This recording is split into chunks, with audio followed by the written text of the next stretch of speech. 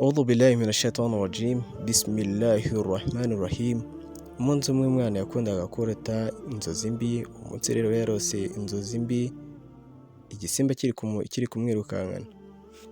Mu gihe kiri kumwirukana yahungiye hejuru mu giti, yarebye hasi abona cya gisimba kiracyamushaka, kiracyahategereje. Umwana mu gihe ari gushaka ukuntu cya gisimba cyagenda, arebye ku ruhande asanga kuri rya shami yicayeho hariho imbeba ziri kuguguna handi yicaye kugira ngo cya giti cyikubite hasi. Igihe umwana abonye ko bigenze gutyo, ashaka kwirukira ku rindi shami, ajya kureba ku rindi shami asanga hariyo inzoka. Abura ukuntu abigenza, arahagarara ashaka ahandi yareba hejuru, abona nta rindi shami rihari, ahubwo ahabona umutiba hari harimo ubuki. Akoraho kugira yumva bwa buki ukuntu buryoshye cyangwa buba bubishye, aza kujyaho yumva bwa buki buraryoshye.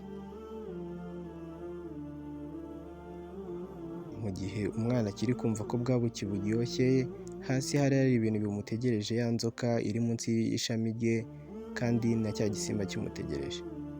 Umwana yari ari kurota, abyutse mu gitondo araseka, ashaka umuntu wamusobanurira inzozi yagize. Abona umusaza w'umushehe, arabimusobanurira umushehe nawe atangira kumusobanurira uwo musaza. Amubwira ati cya gisimba wabonye kiri hasi cyakugurukanaga yari urupfu rukomeza kukwiruka inyuma, kandi za mbeba zari kuguguna cya giti, iy'umukara isobanura ijoro, iy'umweru igasobanura amanywa. Ziba ziri kuguguna iminsi yawe yo kubaho, mu gihe ya nzoka yo ari imva yawe.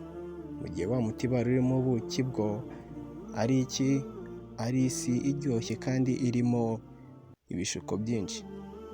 Rero wa mwana uba ukwiriye kujya kuryama ugasenga, mu gitondo ugashimira Imana ko ubyutse, kubera uri hagati y'urupfu. Byari iby'urubyiruko rw'abashiya mu Rwanda rwabateguriraga ibi bintu. Buri munsi muzize mubona inyigisho nziza kuri iyi channel yacu. Rero reka kuryoherwa n'iby'isi, ibigutegereje n'ibyo biri hasi.